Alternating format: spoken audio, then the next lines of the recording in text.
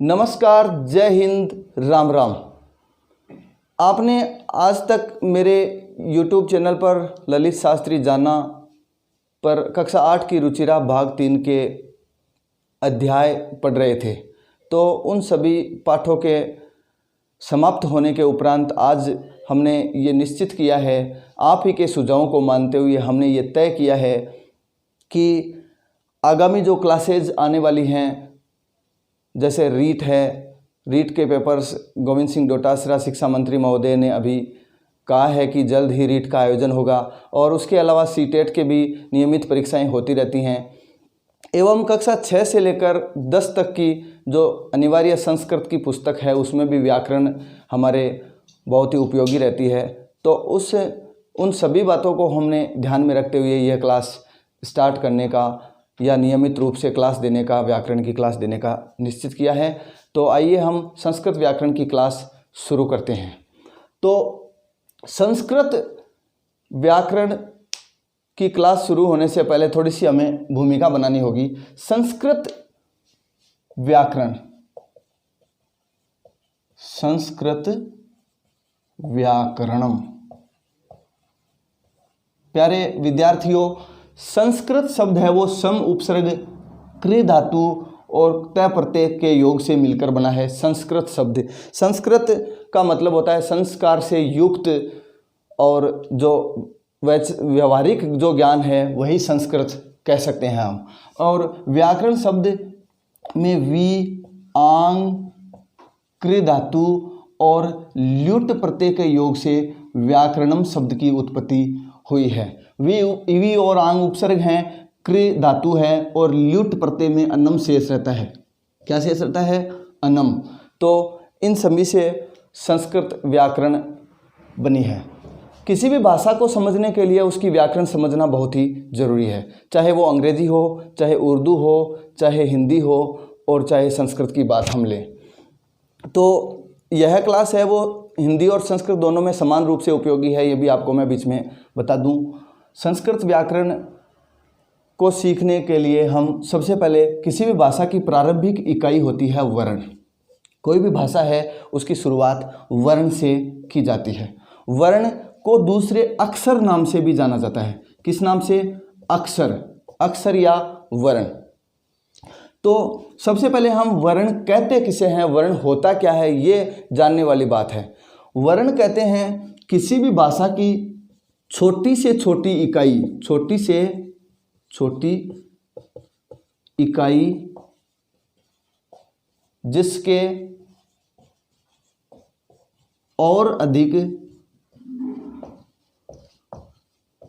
टुकड़े नहीं किए जा सकते हों, नहीं किए जा सकें।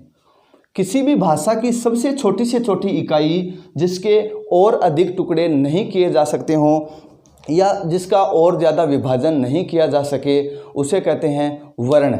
और ज़्यादा टुकड़े नहीं किए जाने की वजह से इसका एक नाम अक्षर भी है। अक्षर शब्द का अर्थ होता है नष्ट होने वाला, क्षीण होने वाला, और अक्षर यानी जो कभी नष्ट नहीं हो। अक्षर है अनंत ब्रह्मांड में एक बार बोला हुआ अक्षर कभी भी नष्ट नहीं होता है, घूमता रहता है, ध्वनित होता रहता है, प्रतिध्वनित होता रहता है।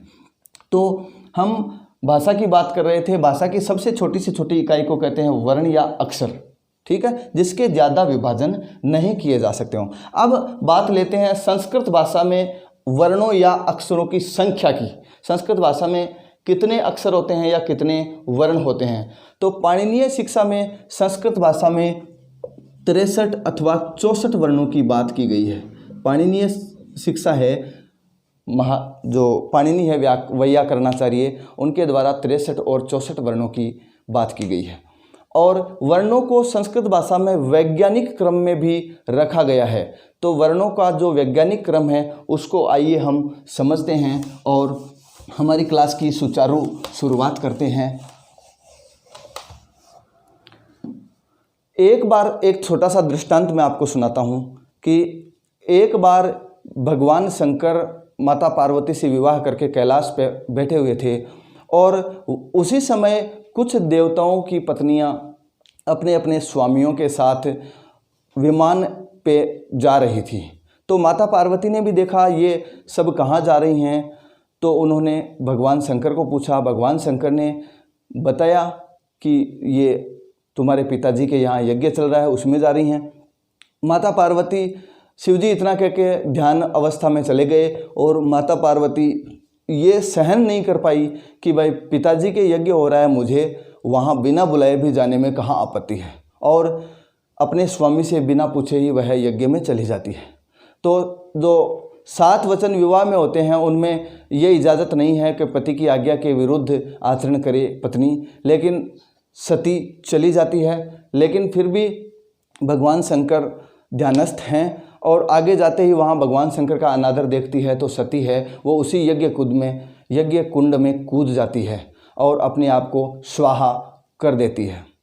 जब भगवान शंकर को पता लगता है तो वे अपने गणों को भेजते हैं, गण पूरे यज्ञ को विध्वंस कर देते हैं। अंततः भगवान शंकर भी वहाँ पहुँचते हैं और वो सती को मृत देख करके, इस प्रकार की दशा देख करके तांडव नृत्य करने लग जाते हैं। तो भगवान शंकर तांडव नृत्य करते हैं, उसी समय वो डमरू बजाते हैं और उस डमरू से कुछ स्वरों की, कुछ वर्णों की उत्पत्ति होती है। कुछ ऋषिगण वहाँ जो बैठे हुए थे या कुछ जागरूक वैयाकरण थे तत्कालीन, उन्होंने उन अक्षरों को उतार लिया और वे सारे अक्षर माहेश्वर, हम बात करते हैं माहेश्वर कहलाते हैं सूत्रों की। माहेश्वर भगवान महेश के डमरू से अभी जो डमरू बजाया उससे निकले हुए सूत्रों की संख्या है, जैसे इनको माहेश्वर 14 माहेश्वर सूत्र। माहेश्वर सूत्रों की कुल संख्या है 14। माहेश्वर सूत्र हैं ऐ उण रील रक ए ओम ऐ औच हय वरट लण यम गण नम झभ य घट धस जब गढ़ दस खप छठ चठ तव कप य सस सर हल। तो ये 14 माहेश्वर सूत्र हैं। उनमें संस्कृत की जो वर्णमाला है उसको वैज्ञानिक क्रम में रखा गया है। यहाँ हम देखते हैं सभी जो सूत्र के जो 14 सूत्र हैं उनके सभी जो अंतिम वर्ण हैं वो हलंत हैं। इसका मतलब ये जो चिन्ह लगा हुआ है ना ऐसा, इसको हलंत बोलते हैं, ये हलंत है। इसका मतलब ये पूर्ण व्यंजन है। तो ये हलंत लगे हुए हैं, इनकी गिनती जब प्रत्याहार बनाए जाते हैं तब नहीं की जाती। प्रत्याहार का मतलब है जैसे ए से लेकर के ण तक प्रारंभिक वर्ण क्या है ए, अंतिम वर्ण ण, तो ये क्या बन गया, एक प्रत्याहार बन गया अण। तो कोई आपसे पूछे अण प्रत्याहार में कौन कौन से वर्ण आते हैं, तो आ गया ए, फिर अगला वर्ण आ गया ई, फिर उससे अगला आ गया ऊ, और अंतिम ण की गिनती नहीं होती है। इसी प्रकार से अक प्रत्याहार बनाते हैं तो अक में उसके आगे वाले जो री और रे ये दो और मिल जाते हैं, ए ई ऊ री और री, इनको योग करके अक प्रत्याहार भी बना सकते हैं। तो स्वरों के एक दूसरा नाम है अच। देखो यहाँ ए ई ऊ री री, ये 5 ह्रस्व स्वर आ रहे हैं यहाँ छोटे वाले। फिर ए ओ ऐ औ, यहाँ 4 दूसरे में 4 ये आ रहे हैं, 5 यहाँ आ रहे हैं। कुल यहाँ पर माहेश्वर सूत्र में कितने स्वरों का प्रयोग किया गया है, 9 स्वरों का। इसके अलावा है से लेकर के ल तक सबको क्या कहा जाता है एक साथ में, हल। हल का मतलब होता है समस्त व्यंजन, समस्त क्या व्यंजन। देखो यहाँ से य व र ल चारों आ गए, फिर है यहाँ आ चुका है। उसके अलावा पंचम वर्ण सभी वर्ग के पंचम वर्ण आ गए, फिर चौथे वर्ण इन दोनों में आ गए, फिर तीसरे वर्णों का प्रयोग हो गया है। यहाँ पर दूसरे और पहले वर्णों का प्रयोग हुआ है, और यहाँ पर तीनों जो स हैं, तालव्य, मूर्धन्य और दंत्य, तीनों स का प्रयोग है 2 बार प्रयोग किया गया है। तो इस प्रकार से वैज्ञानिक क्रम में माहेश्वर सूत्र के अंतर्गत वर्णों को रखा गया है। तो आइए हम वर्णों को थोड़ा और विस्तार से देखते हैं। प्यारे विद्यार्थियों, आप यदि नियमित रूप से क्लास लेंगे तो मैं निश्चित रूप से कहता हूं कि जो 30 नंबर की रीट और सीटेट में संस्कृत व्याकरण आती है, 30 नंबर की संस्कृत आती है, अंग्रेजी जिसकी वीक होती है वो अधिकांशतः दूसरी लैंग्वेज के रूप में संस्कृत लेते हैं, तो उसी में हम पढ़ रहे हैं। 15 नंबर की संस्कृत व्याकरण आती है और 15 नंबर उनकी शिक्षण विधियाँ आती हैं। तो उस 15 नंबर की व्याकरण मुझे लगता नहीं इससे बाहर कुछ आता होगा, इसलिए आप सभी क्लासें नियमित रूप से लें। वर्ण, अभी हमने देखा था, परिभाषा की चर्चा की थी, भाषा की वह छोटी से छोटी इकाई जिसके और अधिक टुकड़े नहीं किए जा सकते हों उसे कहते हैं वर्ण। और वर्ण का दूसरा नाम है अक्षर। वर्ण को दूसरा किस नाम से जाना जाता है? अक्षर। अब संस्कृत भाषा में पाणिनीय शिक्षा में वर्णों की संख्या बताई गई है 63 अथवा 64, लेकिन वर्तमान संस्कृत व्याकरण में या वर्तमान में संस्कृत के जो प्रयोग किया जा रहा है उसमें 48 वर्ण ही काम में लिए जाते हैं। तो आइए हम समझते हैं 48 वर्ण कौन कौन से हैं, उनका विभाजन कैसा है। वर्ण की परिभाषा हमने देख लिया। वर्णों के जो प्रकार हैं, वर्ण कितने होते हैं, किस प्रकार के होते हैं, तो वर्णों का जो विभाजन है, वर्णों के विभेद हैं, वो इस प्रकार से हैं। पहला विभेद है स्वर या अच वर्ण। दूसरे हैं व्यंजन या हल, इनका दूसरा नाम है। और तीसरे होते हैं अयोगवाही।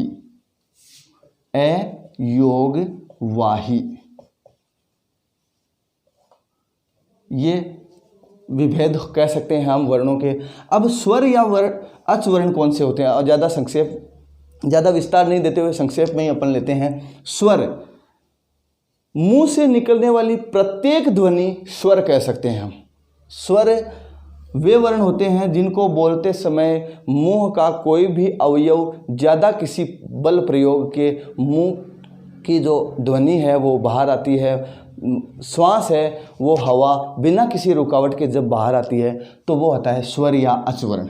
स्वर का दूसरा नाम अच है। अभी माहेश्वर सूत्र में हमने समझा ए से लेकर च तक के वर्ण सारे अच यानी स्वर। उसी प्रकार से व्यंजन और अयोगवाही को लेंगे। सबसे पहले लेते हैं स्वर। तो स्वर या अच हैं, उनके भी विभेद कर सकते हैं हम आगे। मुख्य रूप से स्वरों की संख्या बताई गई है 13 और कुल पाणिनि ने 21 या 22 स्वरों की संख्या बताई है। किस प्रकार से हैं? स्वर कहते हैं मुंह से निकलने वाली हवा जब बिना किसी रुकावट के बाहर आ रही हो तो उच्चरित वर्ण क्या कहलाते हैं? वे उच्चरित वर्ण क्या कहलाते हैं? स्वर कहलाते हैं। और स्वर हैं वो 3 प्रकार होते हैं स्वरों के। पहले प्रकार हैं दीर्घ स्वर। कौन से स्वर? दीर्घ स्वर। और दूसरा है पहला स्वर होता है ह्रस्व स्वर। ह्रस्व यानी छोटे। कौन से? ह्रस्व स्वर। और दूसरे प्रकार है उस दीर्घ स्वर। और तीसरे हैं प्लुत स्वर। 3 स्वरों के भेद होते हैं। ह्रस्व स्वर कौन से होते हैं? एक सूत्र, एक श्लोक आता है इसका, एक मात्रिको भवेद् ह्रस्व द्विमात्रिको दीर्घ उच्यते त्रिमात्रिको प्लुतम गेयः व्यंजनम चार्धमात्रिकम। ए, ई, उ, री और ऋ, ये 5 होते हैं, उनको कहते हैं ह्रस्व स्वर। यानी इन स्वरों को बोलते समय एक मात्रा जितना समय लगता है, इसलिए इनको एक मात्रिक स्वर या ह्रस्व स्वर कहते हैं। और जिन स्वरों को बोलते समय 2 मात्रा जितना समय लगे वे स्वर होते हैं दीर्घ स्वर। कौन से स्वर? दीर्घ स्वर। दीर्घ स्वरों की संख्या होती है 8। कौन कौन से? आ, ई, उ, री, ए, ऐ, ओ, औ। 8 हो गए और 5 ह्रस्व स्वर हो गए। 8 और 5 13 हो गए टोटल। अब प्लुत स्वर वे होते हैं, वे स्वर जिनको बोलते समय 3 मात्रा जितना समय लगे। 1 मात्रा वाले ह्रस्व स्वर, 2 मात्रा वाले कौन से होते हैं? दीर्घ स्वर। और 3 मात्रा वाले होते हैं प्लुत स्वर। तो जैसे कई जगह आपने देखा होगा कि कई वर्णों के आगे ऐसा लिखा हुआ रहता है 3 का, जैसे आ, ई, ऐसा लिखा रहता है, देखा होगा आपने। तो ये जो 8 है ना, इन्हीं 8 के आगे ऐसा 3 का जो संख्या अंक है वो लिख देने से ये क्या बन जाते हैं? प्लुत। जैसे आपने सुबह सुबह मुर्गे की आवाज़ को सुना होगा। मुर्गा कैसे बोलता है? कू कू कू। तो इस मुर्गे की जो आवाज़ थी कू कू कू, तो इस कुकू कू मुर्गे की आवाज़ में जो पहला स्वर काम में आया वह है ह्रस्व स्वर, और दूसरा जो स्वर काम में आया वो है दीर्घ स्वर, दुगुना समय लगा है उसी में, और तीसरा जो स्वर काम में आया वो है प्लुत स्वर। तो स्वरों का तो 8 और 8 16 और 5 21, तो कुल मिलाकर स्वरों की पाणिनीय शिक्षा में 21 अथवा 22 संख्या बताई गई है। 22 इसलिए कहे गए हैं क्योंकि लृ है, इसका दीर्घ रूप भी स्वीकार किया जाता है। लृ का दीर्घ नहीं, सॉरी, प्लुत रूप भी स्वीकार किया जाता है। लृ के बाद में ऐसा लिख करके एक विशेष रूप बनाया जाता है, तो ये 22वां स्वर भी कहीं कहीं काम में लिया जाता है। सामान्य रूप से हम स्वरों की संख्या कितनी बताते हैं? 13। कौन कौन से? 5 ह्रस्व स्वर और 8 दीर्घ स्वर, तो इन्हीं का प्रयोग ज़्यादा किया जाता है। और नाट्य जो शास्त्र है उसमें प्लुत स्वरों का प्रयोग भी किया जाता है। तो आइए हम स्वरों के बाद में व्यंजन और अयोगवाही के बारे में पढ़ते हैं और आज की अपनी क्लास को समापन की ओर ले जाते हैं। दूसरा आता है व्यंजन। स्वर वर्णों को हमने पढ़ा 13, 48 में 13 संख्या और 63 या 64 हो तो 21 या 22। तो व्यंजन हैं मुंह से उच्चरित वर्ण, या जब हवा मुंह से बाहर निकल रही है तो वो थोड़ी बहुत रुकावट के साथ यदि बाहर आ रही है तो इस प्रकार से उच्चरित वर्णों को कहते हैं व्यंजन वर्ण। और व्यंजन है उनके भेद प्रभेद में जाते हैं हम, तो सबसे पहले आते हैं स्पर्श व्यंजन। किस प्रकार के? स्पर्श व्यंजन। फिर दूसरे आते हैं अंतस्थ व्यंजन, और तीसरे आते हैं ऊष्म व्यंजन। स्पर्श, अंतस्थ और ऊष्म व्यंजनों की कुल संख्या 33 मानी गई है। हम सामान्य रूप से संस्कृत में 33 व्यंजनों का प्रयोग करते हैं। तो स्पर्श कौन कौन से आते हैं? कादयो मावशाना स्पर्शः, एक सूत्र आता है कादयो मावशाना स्पर्शः। तो क से लेकर के और मैं पर्यंत जो 25 वर्ण हैं वो कौन कौन से होते हैं? स्पर्श व्यंजन होते हैं। जैसे क, ख, ग, घ, ङ, च, छ, ज, झ, य, फिर ट, ठ, ड, ढ, ण, फिर त, थ, द, ध, न, और प, फ, ब, भ, म। कैसे लेकर के मैं तक के सभी 25 जो वर्ण हैं उनको क्या कहा जाता है? स्पर्श व्यंजन। फिर आता है अंतस्थ व्यंजन। कौन कौन से होते हैं? तो इनकी संख्या होती है 4, य, र, ल, व। संस्कृत जो माहेश्वर सूत्रों में इसको इस रूप में लिखा जाता है य, व, र, ल, इस रूप में यहाँ लिखा हुआ मिलता है आपको। तो इनकी संख्या है 4, तो 25 और 4 29 यहाँ पर अब तक हो चुके हैं। य, व, र, ल, इनको कहते हैं अंतस्थ व्यंजन। फिर तीसरे प्रकार के जो व्यंजन हैं वो हैं ऊष्म व्यंजन। ऊष्म व्यंजन होते हैं, उनकी संख्या भी कितनी है? 4 हैं। तालव्य स, मूर्धन्य स और दंत्य स, और इसके अलावा ह। इन चारों को मिलाकर के ये 4 हो गए ऊष्म व्यंजन। तो इस प्रकार से 25, 4 29 और 4 33 व्यंजनों की कुल संख्या जो वर्तमान में प्रयोग की जाती है वो कितनी हो गई? 33। इसके अलावा भी कुछ संयुक्त व्यंजन प्रयोग किए जाते हैं। संयुक्त व्यंजन कौन से? संयुक्त व्यंजन। जो ये 33 व्यंजन हमने देखे हैं उन्हीं 33 व्यंजनों को ही आधार मानकर या उन्हीं को जोड़ तोड़ करके उन्हीं को 2 को मिला करके तीसरा कोई यदि व्यंजन बनाया जा रहा है तो उसे कहते हैं संयुक्त व्यंजन। जैसे आपने वर्णमाला में छोटी क्लास में जब पढ़ते समय पढ़ा होगा श, त्र, ज्ञ, श्र, इन वर्णों को आपने पढ़ा होगा, देखा होगा। क्षय, यहाँ पर क और स जो मूर्धन्य स है उसके प्रयोग से बना है, और त और र से मिलकर बना है त्र, और ज और य इससे मिलकर बना है ज्ञ, और स तथा र से मिलकर बना है श्रय। इस प्रकार से और भी खूब सारे जैसे द्य, द है, द और यह से मिलकर बनता है। इस प्रकार के बहुत सारे संयुक्त व्यंजनों का प्रयोग किया जाता है, लेकिन वे सारे इन 33 के अंदर ही समाहित है। चूँकि क और स इन में आ चुके हैं, ये सारे भी आ चुके हैं, इसलिए इनको अलग से गिनती में शामिल नहीं किया जाता है। तो 13 स्वर और 33 व्यंजन, कुल मिलाकर अब तक कितने वर्णों को हमने देख लिया है? 46 वर्णों को देख चुके हैं हम। 13 और 33, 13 स्वरों की संख्या पढ़ी और व्यंजनों की संख्या हमने देखी 33, तो कुल हो गए 46। स्वर कितने? स्वर हो गए 13। कौन से? ए, ई, उ, री, रे। 5 ह्रस्व हो गए। फिर इसके बाद में दीर्घ वाले आ, दीर्घ ई, फिर उ, री, फिर ए, आई, ओ, औ। हो गए 3, 6, 9, 12, 13 हो गए। इसके बाद में व्यंजन हमने देखे अभी।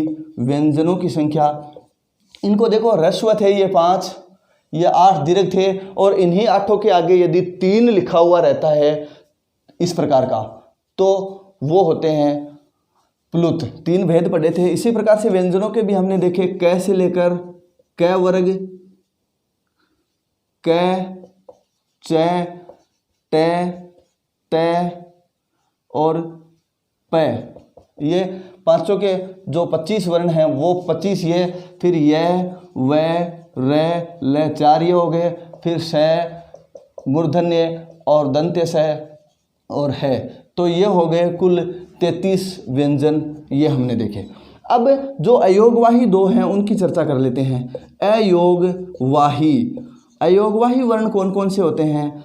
अयोगवाही वर्णों की संख्या कुल होती है 2। आपने अयोगवाही वर्ण देखे होंगे। एक तो होता है विसर्ग। संस्कृत को पढ़ते समय विसर्ग का प्रयोग किया जाता है। इस प्रकार से किसी भी शब्द के वर्ण के अंत में इस प्रकार की जो बिंदु लगती हैं वो विसर्ग कहलाती हैं। एक यह हो गया, और दूसरा है अनुस्वार। क्या हो गया? अनुस्वार। तो किसी भी वर्ण के ऊपर जो बिंदु लगती है वो होती है अनुस्वार। तो अनुस्वार और विसर्ग ये 2 अयोगवाही हो गए। तो इन सभी को मिला करके हमने जो जब योग करते हैं तो कुल वर्ण कितने हो गए? वर्णों की संख्या हो गई 48। कितनी? 48। स्वर हो गए 13, व्यंजन हो गए 33 और 2 हो गए अयोगवाही। इनका कुल आंकड़ा जब आता है वो कितना हो गया? 48 हो गए। तो आज हम वर्णों की क्लास को यहीं समाप्त करते हैं, और आगे की सभी क्लासों में आप इसी तरह से संक्षिप्त रूप में, ज़्यादा हम विस्तार नहीं देंगे। संस्कृत के जो नियम हैं उनमें ज़्यादा अंदर तक नियमों को यहाँ बोलने का हम प्रयास नहीं करेंगे। हम जो मुख्य बिंदु हैं, जो परीक्षा की दृष्टि से महत्वपूर्ण हैं और कम समय में ज़्यादा, गागर में सागर, तो ऐसा ही हम प्रयास करते रहेंगे। और आप हमें, हमारे चैनल को यदि सब्सक्राइब नहीं किया है तो सब्सक्राइब करें और वीडियोज़ को लाइक एवं शेयर करें। जय हिंद, जय भारत।